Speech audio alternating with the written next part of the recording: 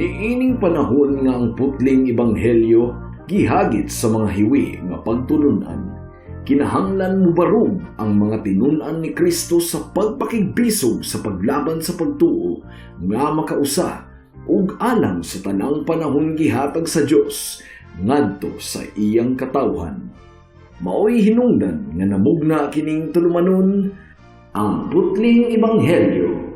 30 minutos nga pagsabwag sa tinuod nga ebanghelyo kauban ni Pastor Jeremias Hangad.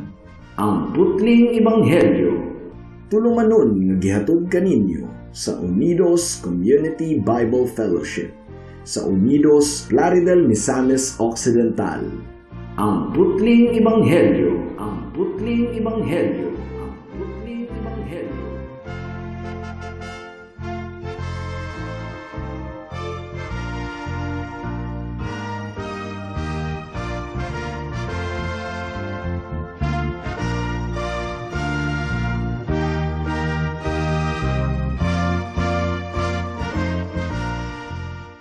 Mayong hapon, Unidos, Plaridel, Calamba, Baliangaw, sa Pangdalaga, Rizal, Lupisayna ug kutob sa tanang gidala sa Ginoo sa pagpaminaw niining atong programa nga giuluhan og ang putling ebanghelyo.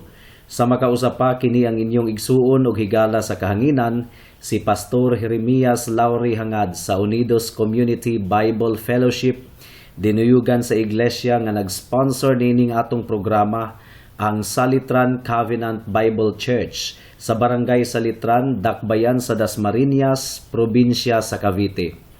Akong gipaabot ang espesyal nga pagpanimbaya sa akong lolo nga si Isabelo Laure Sr. sa Lawis, Niulok, Plaridel nga naminaw karon.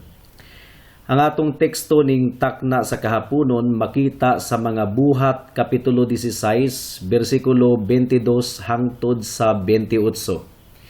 Ang giingon diri, miapil ang mga tao sa pagdagmal kanila ug gigisi sa mga opisyal ang mga bisti ni Pablo ug ni Silas ug misugo nga bunalan sila. Human sila bunali pag-ayo, gibilanggo sila ug gisugo ang gwardya nga kandaduhan pag-ayo ang bilangguan. Apan gibutang sila sa gwardya ngadto sa kinasuukang lawak o gilugpitan sa giakob nga kahoy ang ilang mga tiil. Sa hapit na ang tungang gabi, si Pablo ug si Silas nagampo ug nag-awit og mga pagdayig ngadto sa Dios ug namati kanila ang ubang mga binilanggo. Unya sa kalit milinog ug kusog nga nakatay-og pag-ayo bisan sa pasukaranan sa bilangguan ug nangaabli ang tanang pultahan ug nangatangtang ang mga kadena sa tanang binilanggo. Nahigmata ang tinugyanan sa bilangguan ug sa pagkakita niya nga naabli na ang mga pultahan, gikaingon niya nang layas ang tanang binilanggo, busa gilanit niya ang iyang espada aron maghikog unta. Apan misinggit si Pablo, ayaw paghikog, ani ara kaming tanan. Kung nahinumduman ninyo ang sugilano ni adtong miaging simana, mga kahigalaan, gipalayas ni Pablo sa ngalan ni Hesukristo ang espiritu sa pagpanagna nga nagulipon sa batanong babayi didto sa Filipos. Ug sa dihang nakaamgo ang mga agalo ni adtong babayhana nga dili na sila makasapi sa pagpanagna sa ilang ulipon, ilang gidakop si Pablo ug si Silas ug gidala ngadto sa hukmanan. Gapakaaron ingnon sila nga concerned kunuhay sila sa mga tradisyon nga Romanhon sa ilang dapit nga namiligrong mapapas gumikan sa pagtulunan ni Pablo. Apan ang tinuod mga kahigalaan, ang tinuod nga rason nganong nasuko sila mao nga dili na sila makasapi pa tungod kay milayas naman ang demonyo sa pagpanagna nga nagulipon sa ilang sulugoon. So imbis nga mupasakop sila kang Hesus, ang tinuod nga Dios nga gamhanan sa nga tanan, mas gipili pa nila unta ang demonyo sa pagpanagna nga nakahatag kanila og sapi sulod sa hataas nga panahon. ug daghan sa mga katawhan sa atong kapanahunan karon nga mas gipalabi nila ang kwarta kaysa mailhan nila ang tinuod nga Dios ug moalagad sila sa tinuod nga Dios. Adunay duha ka bahin ang atong pamalandong ning takna sa kahaponon. Una, ang makusganong pagkamabatukon. Ikaduha, ang landag nga testimonyo. Ug ikatulo, ang gamhanang interbensyon o panggilabot.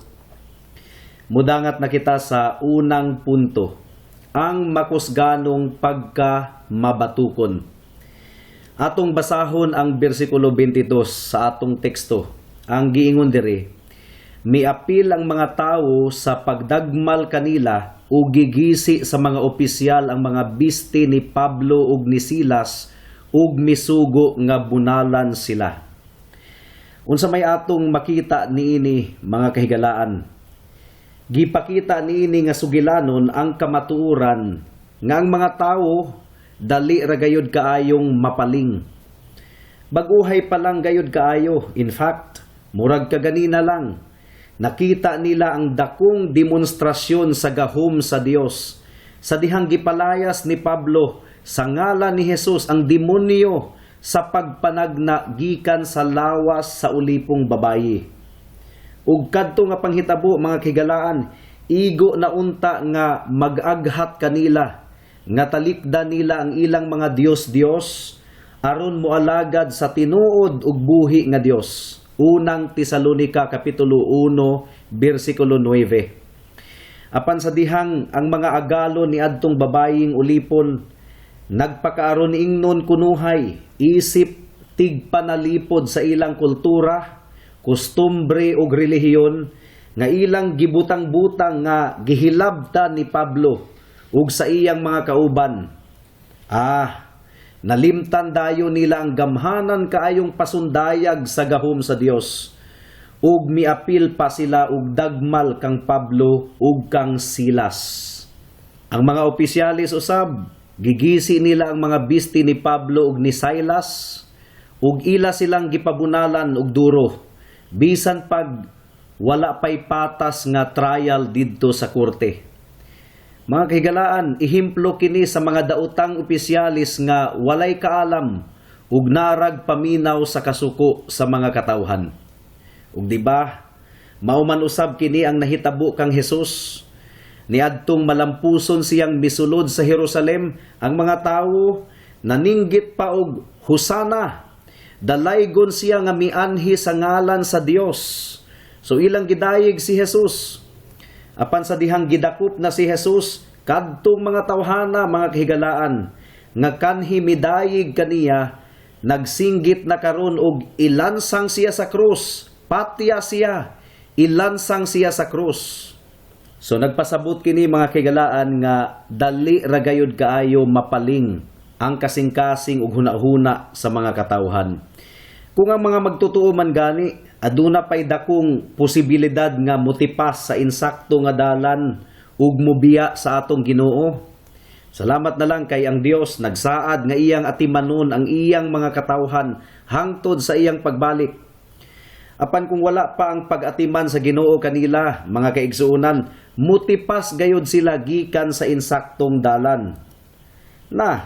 Kung sila aduna pay posibilidad nga motipas kining tinuod nga mga Kristohanon, misamot na ang dili mga magtutuo nga in the first place wala gayud nahimong dapig sa atong Ginoo. Basin og miduol lang na sa Ginoo kay dunay panginahanglanon, or basig miduol lang na sa Ginoo kay dunay gipangayo kaniya, apan dili gayud tinuod nga mga magtutuo sa atong Ginoo. So dili na nato ikatingala pa mga kahigalaan kung nganong ang mga Israelita sa una at one point midayig sa Ginoo tungod sa kahibulungang butang nga iyang gibuhat. Apan pagkataod-taod mireklamo na usab sila og duro ug naghagit kang Moises nga mubalik na lang sila didto sa Ehipto. Mao nga sa atong teksto karon mga kahigalaan, sa nahitabo nilang Pablo ug ni Silas, gipahamtangan na sila og silot dayon bisag wala pa sila i-trial didto sa korte. Gani ang mga pastors karon, paspas kaayong pasumanginlan sa mga tao nga nagnegosyo ra kuno, gigamit ra kuno ang relihiyon aron sa pagpanapi. Paspas kaayong mubiay-biay ang mga katawhan, bisan pag wala pa nila madunggi ug masayri ang kamatuoran. Sa tinuod lang mga kahigalaan, kung kaming mga pastor dili pa tinawag sa Ginoo, kung kwarta lang ang among tuyo, nganong magpastor pa man mi nga wala may mudato niining pagpamastor? Ang mga midato nga pastor kunuhay mga kahigalaan, kadto lamang mga kulto nga mga grupo, kadtong mga nagwali ra kanunay og prosperity gospel. Apan ang tinuod nga mga pastor nga nagwali sa tinuod nga ebanghelyo, walay mudato niini mga kahigalaan. Mag-abroad na lang unta mi, o di ba kaha magnegosyo aron mudato? Nganong magpastor pa man mi nga lisod man kaayo ang kinabuhi sa pastor? In my case, mga kahigalaan, English professor ko. Ug in demand kaayo ang mga English professor sa Korea ug sa Japan. Mag-abroad na lang unta mi. Apan nganong gipili man namo ang hinagit nga kinabuhi sa pagpastor? Kini tungod kay gitawag kami sa Ginoo alang niini nga buluhaton ug dili namo mahimong balibaran ang pagtawag sa Dios kanamo. So klaro gayud kaayo nga nagpanglihok si Satanas aron hiluan ang hunahuna sa mga katawhan aron lutuson nila ang mga magwalali sa tinuod nga ebanghelyo. Apan bisan pa niini mga kahigalaan, magmadaugon gihapon ang mga katawhan sa Dios. Paminawan ninyo ang bersikulo 23 ug 24 sa atong teksto. Ang giingon diri, human sila bunali pag-ayo, gibilanggo sila og gisugo ang gwardya nga kandaduhan pag-ayo ang bilangguan. Busa gibutang sila sa gwardya ngadto sa kinasuukang lawak o gilugpitan sa giakob nga kahoy ang ilang mga tiil. Ang pagka mabinatukon sa mga tao sa Dios, kasagara gipakita nila sa ilang pagka mabinatukon sa mga mensahero sa Dios. Timan ikini mga kahigalaan, kung wala palang gayud unta ang grasya sa Ginoo nga nagpugong sa ilang daotang laraw, dugay ra untang nangamatay ang mga sulugoon sa Ginoo. Si Pablo ug si Silas sa atong teksto, ilang giisip nga first class nga mga kriminal. Mao nga ilang gibilanggo sila sa kinasuokang lawak ug gilugpitan pa sa giakob nga kahoy ang ilang mga tiil. So makaingon kita og grabe. Tinuod gayud nga walay sulugoon nga mas labaw pa kaysa iyang agalon. Kung si Jesus man gani ilang gilutos og gipatay, ang iya pakahang mga sulugoon, apan bisan pa niini mga kahigalaan, madaugon gihapon ang atong Ginoo. Tungod kay hangtod karon, nagpadayon pagihapon ang pagkuyanap sa buhing ebanghelyo sa tibuok kalibutan, bisan pa sa mga paglutos. Karon kadtong tinugyanan sa bilangguan, gahi na gayud kaayo tuog kasing-kasing. Tungod kay bisan pag napuno na og latos ang mga lawas ni Pablo ug ni Silas, iya pagayong gidugangan ang ilang pagantos, pinaagi sa paglugpit sa giakob nga kahoy ang ilang mga tiil. Dayon pagkahuman, natulog ra pud siya. Gahi kaayo og kasing-kasing. Apan bisan pa niini, adunay pagabuhaton ang Dios sa iyang kinabuhi ug sa iyang panimalay pagkataod-taod. Mao kini ang atong pamalandong karong sunod semana at ngininyo kini mga kahigalaan. Mudangat na kita sa ikaduhang punto, ang landag nga testimonyo. Atong paminawon ang bersikulo 25. Ang giingon diri, sa hapit na ang tungang gabii, si Pablo ug si Silas nagampo ug nag-awit ug mga pagdayeg ngadto sa Dios ug namati kanila ang ubang mga binilanggo. Atong makatuna niini mga kahigalaan, nga lahi ra gayud kaayo ang pananaw sa mga Kristohanon. Dili pareho sa pananaw sa kalibutan. Kay taliwala sa dako kaayong pagsulay, nagampo ug nag-awit gihapon og mga pagdayeg silang Pablo ug si Silas ngadto sa Dios. Dili kini masabtan sa mga tawo sa kalibutan. Tingali kadtong mga kauban nga binilanggo ni adtong higayuna nga namati sa ilang pagampo ug pagdayig sa Ginoo. Naghunahuna tingali sila nga nangabuang na silang Pablo ug si Silas. Ilabi na kay sakit gayud kaayo ang ilang nasinatian. Ug di ba, mauman usab kini ang gikatingad-an sa mga tawo karon mahitungod sa mga Kristohanon nga bisag wala og tuo ang problema, malipayon man gihapon ug nagtamod gihapon sa Ginoo. Ingon ni ana mga kahigalaan, ingon ni ana ka kahibulungan ang grasya sa Ginoo. Naghatag kini og pinasahi nga kusog ug kalinaw nga dili masabtan sa kalibutan. My peace I give unto you. Matud pa ni Hesukristo, it's the peace that the world cannot give. It's the peace that the world cannot understand. Lahi ra gayud kaayo ang attitude sa mga Kristohanon kung makasinati sila og mga pag-antos ug pagsulay. Dili sila masabtan sa ubang mga katawhan. Dili gayud masabtan sa mga tao sa kalibutan. Ang giingon sa Roma Kapitulo 5 versikulo 3 nga nagmalipayon usab kita diha sa mga pag-antos kay nasayod man kita nga ang mga pag-antos maghimo kanato nga malahutayon. Hingsamot nga dili nila madawat ang giingon sa Santiago Kapitulo 1 versikulo 2 ug 3 nga mga igsuon, isipa nga bulahan kamo kun ang tanang matang sa pagsulay moabot kaninyo, kay nasayod kamo nga ang inyong pagtuo gisulayan lamang aron kamo mahimong malahutayon. So klaro gayud kaayo mga kahigalaan nga ang mga Kristohanon lahi ra gayud kaysa dili mga magtutuo. O grasya lamang sa Ginoo ang hinungdan niining tanan mga kahigalaan. Sa nahitabo kang Pablo ug kang Silas, gikatingala gayud kadto sa ubang mga binalanggo tungod kay dili baya common ang mga pagampo ug pagdayig sa Ginoo sa sulod sa prisuhan. Nagpasabot lang kini nga ang tinubdan sa kalipay sa mga Kristohanon wala sa gawas kundili naa sa sulod sa ilang kasing-kasing nga gilihukan sa balaang espiritu. Ang mga suliran sa kinabuhi dili gayud di ay makakawat sa kalinaw ug kalipay nga anaa sa mga katawhan sa Ginoo.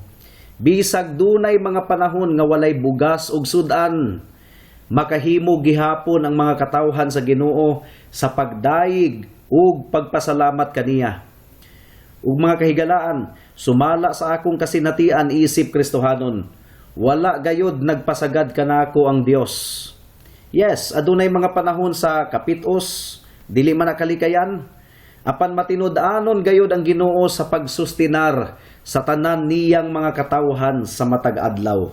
Dalaygon kaayo ang iyang ngalan.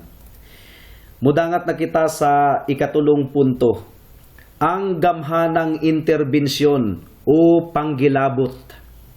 Atong paminawon ang versikulo 26. Ang giingon diri, unya sa kalit milinog ug kusog nga nakatay og pag-ayo bisan sa pasukaranan sa bilangguan ug nangaabli ang tanang pultahan ug nangatangtang ang mga kadena sa tanang binilanggo.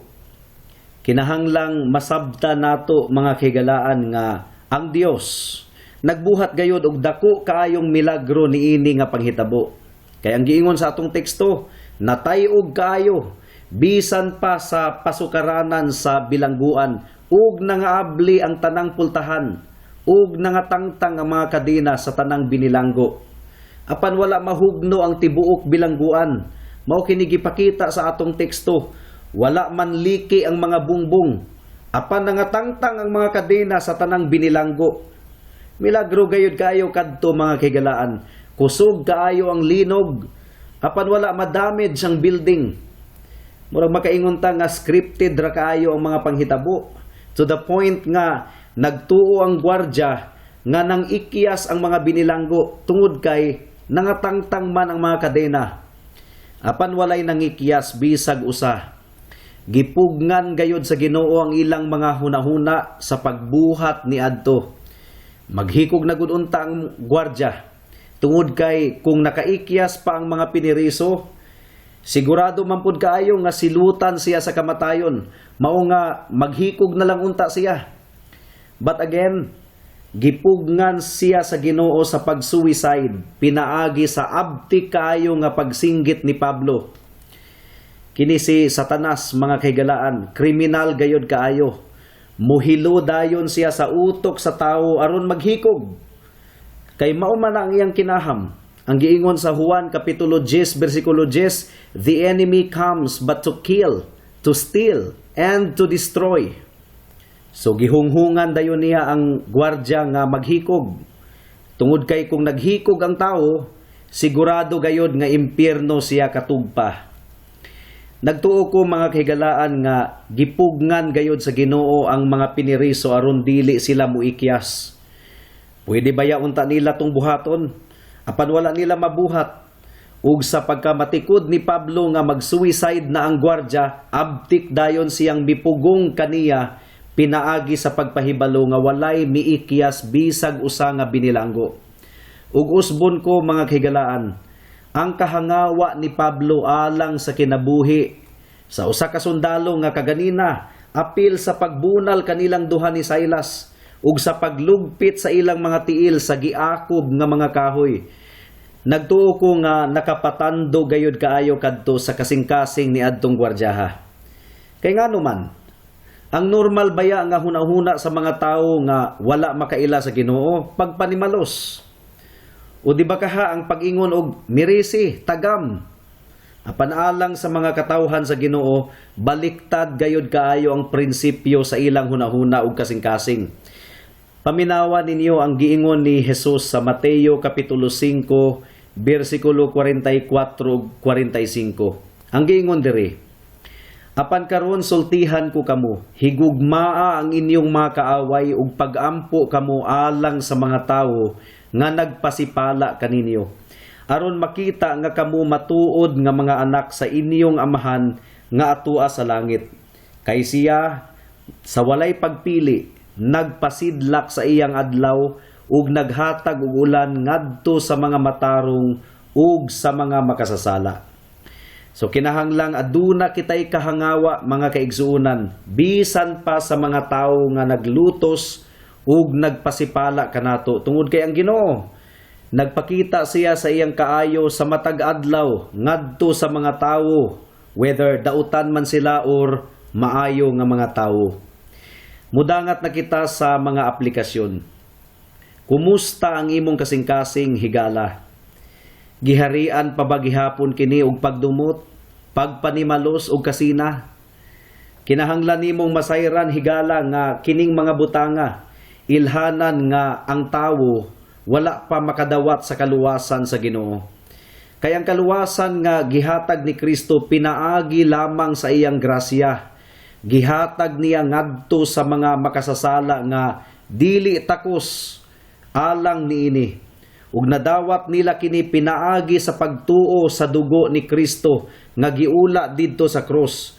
Pagtuo nga adunay paghinulsol sa mga kasalanan. Kini nga kaluwasan, mga kahigalaan, mamunga gayud og pagkabalaan sa kinabuhi.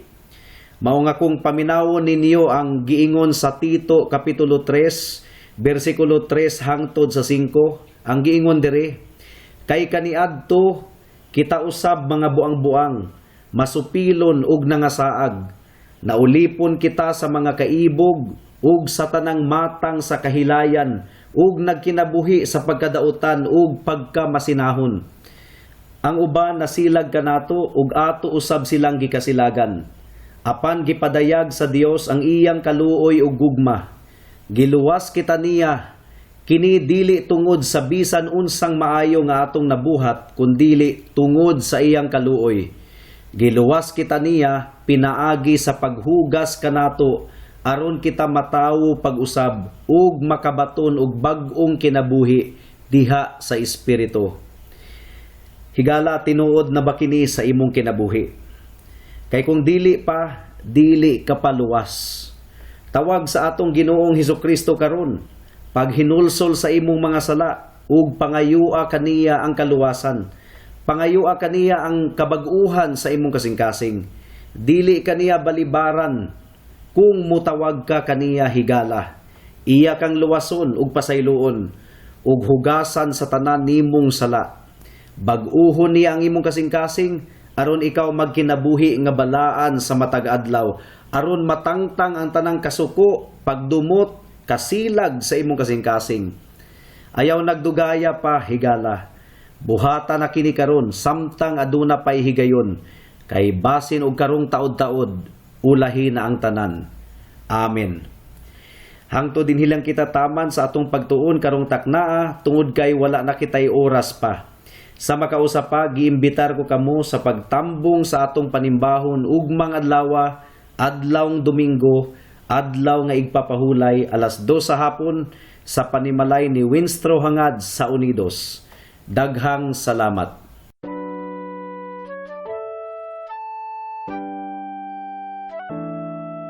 Noon ay bulag ako sa daan ng kaligtasan. Tulad ng marami, nakatuon ako sa sarili. Mabait naman at matulungin at walang kapwang inabuso. Kung kaya't ang tiwala ko, malamang ligtas ako.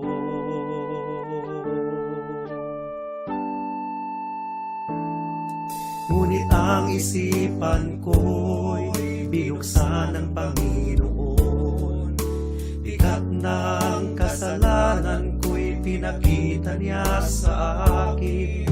Dagdag pa ang aking puso, likas na sa Diyos ay umaayaw. Kung kaya't ako'y nabahala sa aking kaluluwa. Ano nga bang batayan ng katubusan at kaligtasan ng isang katulad kong makasalanan? Ngayon ay batid ko na ako'y walang magagawa upang ituwid ang aking kaluluwa.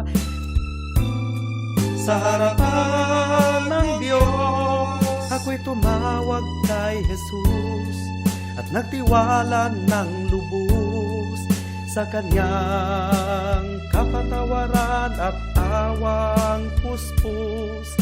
Siya lang ang manunubos pagkat siya'y namatay sa krus. Dahil sa aking kasalanan, ang sumpa sa Kanya'y binuhos.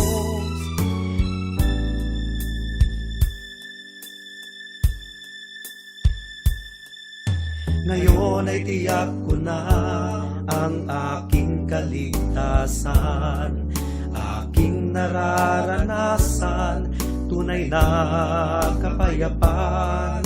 Ang puso ko'y binago niya, ang buhay ko'y inayos niya. Purihin si Jesus sa dakilang biyaya niya. Ang puso ko'y binago niya, ang buhay ko'y inayos niya. Purihin si Jesus sa dakilang biyaya niya. Roma Kapitulo 5. Kay gihimo naman kitang matarong sa Dios, pinaagi sa pagtuo. May panagdait na kita uban sa Dios, pinaagi sa atong Ginoong Hesukristo. Pinaagi kaniya makahimo na kita sa pagpahimulos sa grasya sa Dios. Diin nagkinabuhi kita karon, og nagmalipayon diha sa paglaom, nga makaambit gayod kita sa himaya sa Dios. Nagmalipayon usab kita diha sa atong mga pag-antos, kay nasayod man kita nga ang mga pag-antos maghimo kanatong malahutayon. Ang paglahutay makahimo kanato nga kahimutan sa Dios, ug ang iyang kahimuot naghatag kanatog paglaom. Dili gayud kita pakyason niining paglauma, kay gibubo man sa Dios ang iyang gugma sulod sa atong mga kasing-kasing, pinaagi sa Espiritu Santo, nga gasa sa Dios kanato. Kay sa panahon nga wala pa kitay mahimo, nagpakamatay si Kristo alang sa mga dautan sa panahon nga gipili sa Dios. Malisod sa tao ang pagpakamatay alang sa usa ka taong matarong. Tingalig adunay magpakamatay alang sa usa ka maayong tao. Apan gipakita sa Dios kanato ang gidakon sa iyang paghigugma kanato.